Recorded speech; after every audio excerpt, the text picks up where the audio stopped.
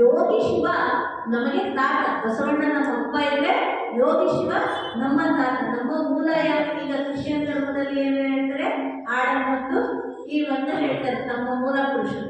ನಮಗೆ ಯಾರಪ್ಪ ಮೂಲ ಪುರುಷರು ಅಂದ್ರೆ ಯೋಗಿ ಶಿವ ನಮಗೆ ಮೂಲ ಪುರುಷ ಅಂತ ಹೇಳ್ತೀವಿ. ಅಂದ್ರೆ ಇಂತಹ ಶಿವ 10,000 ವರ್ಷಗಳ ಹಿಂದೆ ಆಗಿರುವಂತಹ ಮಹತ್ ಯೋಗಿ. ಇನ್ನ ಇವರಿಬ್ಬರಿಗಿಂತಲೂ ಮೀರಿದಂತಹ ಒಬ್ಬ ಇದನ್ನು ಯಾರು ಗೊತ್ತಾ? ಅವರ ಹೆಸರು ಏನು ಗೊತ್ತಾ? ಅವರೇನು ಹೆಸರು ಪರಶಿವ ಅಂತ ಹೇಳ್ತಾರೆ. ಪರಶಿವ ಅಂತಂದಾಗ ಸೃಷ್ಟಿಕರ್ತ ಪರಮಾತ್ಮ. ಆ ಯೋಗಿ ಶಿವನನ್ನ ಸೃಷ್ಟಿ ಮಾಡಿದ್ದು, ನಮ್ಮನ್ನ ಸೃಷ್ಟಿ ಮಾಡಿದ್ದು, ಜಗತ್ತನ್ನ ಸೃಷ್ಟಿ ಮಾಡಿದ್ದು, ಎಲ್ಲವನ್ನ ಸೃಷ್ಟಿ ಮಾಡಿರ್ತಕ್ಕಂಥವ್ರು ಪರಶಿವ.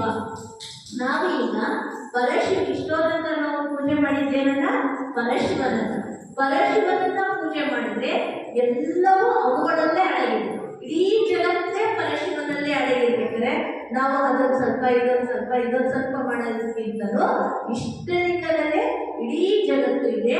ಇಷ್ಟಲಿಂಗ ಸೃಷ್ಟಿಕರ್ತ ಪರಮಾತ್ಮನ ಒಂದು ಗುರುವು ಅಂತಹ ಸಾಕಾರವಾಗಿರ್ತಕ್ಕಂಥ ಇಷ್ಟಲಿಂಗವನ್ನ ನಾವು ಪೂಜೆ ಮಾಡ್ತಾ ಮಾಡ್ತಾ ನಿರಾಕಾರವಾಗಿರ್ತಕ್ಕಂತಹ ಪರಮಾತ್ಮನ ಕಡೆಗೆ ಹೋಗ್ಬೇಕು ಅನ್ನೋದೇ ಈ ಒಂದು ಶಿವರಾತ್ರಿಯ ಒಂದು ವಿಶೇಷವಾಗಿರ್ತಕ್ಕಂಥದ್ದು. ಅಂದ್ರೆ ನಿರಾಕಾರ ಶಿವನನ್ನ ನಾವು ಸುಮ್ಮನೆ ಪೂಜೆ ಮಾಡೋದಲ್ಲ, ಅಖಂಡವಾಗಿ ಮನಸ್ಸಿಟ್ಟು ನಮಗೆ ಗುರಿ ಬರಲಿ ಸಿರಿ ಬರಲಿ, ಇಷ್ಟಲಿಂಗವೇ ನನ್ನ ದೈವ, ಇಷ್ಟಲಿಂಗವೇ ನನ್ನ ಪ್ರಾಣ. ಅದಕ್ಕೆ ಶರಣರು ಏನು ಪ್ರಾಣವೇ ಲಿಂಗವಾಗಿ, ಲಿಂಗವೇ ಪ್ರಾಣವಾಗಿ. ನಮ್ಮ ಪ್ರಾಣ ಬೇರೆ ಅಲ್ಲ, ಲಿಂಗ ಬೇರೆ ಇಲ್ಲ. ನಮ್ಮ ಪ್ರಾಣವೇ ಲಿಂಗ, ಲಿಂಗವೇ ಪ್ರಾಣ ಆಗುತ್ತಂದ್ರೆ ನಾವು ಆ ರೀತಿಯಾಗಿ ನಮ್ಮ ಪ್ರಾಣವನ್ನ ಹೇಗೆ ನಾವು ಪ್ರೀತಿಸ್ತೀವಲ್ಲ ಹಾಗೆ ನಾವು ಇಷ್ಟಲಿಂಗವನ್ನ ನಾವು ಪ್ರೀತಿಸ್ಬೇಕು ಅಂತ ಹೇಳ್ತಾರೆ.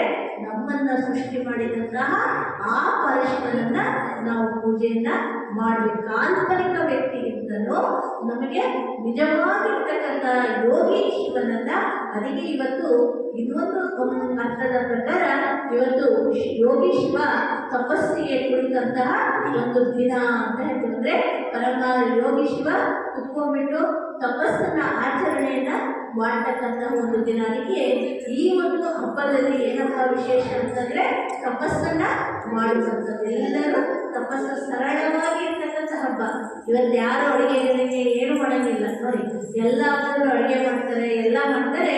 ಈ ಹಬ್ಬದಲ್ಲಿ ನಾವೇನು ಅಡುಗೆ ಮಾಡೋದು, ಬರೇ ಫಲಹಾರವನ್ನು ತಿನ್ಕೊಂಡ್ಬಿಟ್ಟು ತಪಸ್ಸನ್ನ ಮಾಡಿ ಇರುವಂತಹ ದಿನ ಇದು. ಅದಕ್ಕೆ ನಮ್ಮ ಆತ್ಮ ವಿಕಾಸ ಆಗಬೇಕು ಅಂದ್ರೆ, ನಮ್ಮ ಮನಶಕ್ತಿ ವಿಕಾಸ ಆಗಬೇಕು ಅಂದ್ರೆ ಶಿವನನ್ನ ಪೂಜೆಯನ್ನ ಮಾಡಬೇಕು.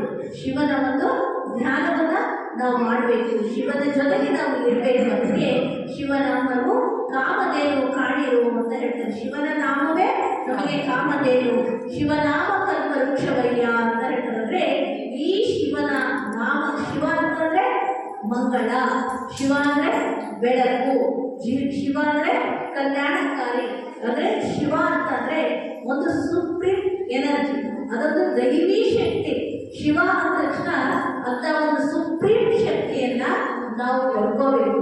ಆ ದೈವಿ ಶಕ್ತಿಯನ್ನ ನಾವು ಪಡಿತಾ ಎಷ್ಟು ಸಾಧ್ಯನೋ ಅಷ್ಟು ನಾವು ದೈವಿ ಶಕ್ತಿಯನ್ನ ಪಡಿಬೇಕು. ನಮ್ಮ ಮನಸ್ಸಿನಿಂದ ನಾವು ಜ್ಞಾನವನ್ನ ಪಡಿತಾ ಹೋದಾಗ ನಮ್ಮ ಮನಸ್ಸು ಅನ್ನೋದು ಮಂತ್ರವನ್ನ ನಾವು ಪಡಿತಾ ಹೋಗ್ತಾ ಹೋಗ್ಬೇಕು.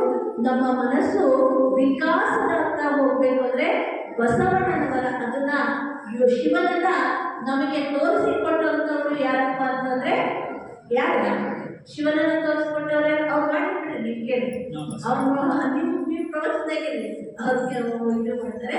ಯಾರು ಶಿವನನ್ನ ನಮಗೆ ಇದು ಮಾಡ್ಕೊಟ್ಟವರು, ತೋರಿಸ್ಕೊಟ್ಟವರು? ಬಸವಣ್ಣನವರು ನಮಗೆ ತೋರಿಸ್ಕೊಟ್ಟರು. ಹೌದಲ್ವಾ? ಗೊತ್ತಿದೆಯಲ್ವಾ? ನಮಗೆ ಶಿವನನ್ನ ತೋರಿಸಿಕೊಟ್ಟಂತವರು ಬಸವಣ್ಣನವರು.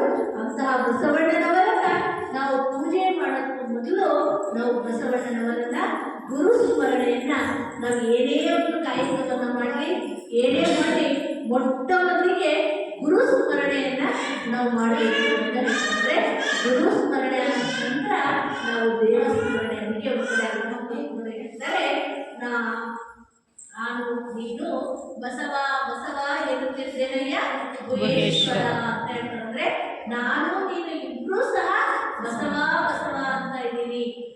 ಇಬ್ರು ಸಹ ಬಸವ ಬಸವ ಅನ್ನುವಂತ ಶಕ್ತಿಯನ್ನ ನಾವೇನ್ ಮಾಡಬೇಕು, ಪಡ್ಕೊಂಡಿದೀವಿ. ಅದಕ್ಕೆ ನಾವು ಬಸವಣ್ಣನವರನ್ನ ಎಲ್ಲರೂ ಸ್ಮರಣೆಯನ್ನ ಮಾಡಬೇಕು.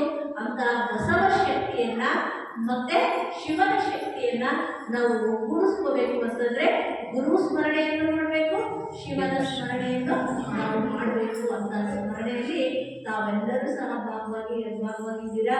ತಾವೆಲ್ಲರೂ ಸಹ ವಿಶ್ವಗುರು ಮಂತ್ರ ಪುರುಷ ಬಸವಣ್ಣ ಆಯುಷ್ಯ ಆರೋಗ್ಯವನ್ನ ಕೊಟ್ಟು ಕಾಪಾಡಿ ಅಂತ ಹೇಳ್ಬಿಟ್ಟು ಪ್ರಾರ್ಥಿಸ್ತಾ ಎಲ್ಲರೂ ಈಗ ಕಣ್ಣು ಮುಚ್ಚಿ ಎಲ್ಲರೂ ಒಂದು 5 ನಿಮಿಷಗಳ ಕಾಲ ಶಿವರಾತ್ರಿಗೆಂದ್ರೆ ಮಾತು ಆದ ತಕ್ಷಣ ನಾವು ಮೌನಕ್ಕೆ ಹೋಗ್ಬೇಕು.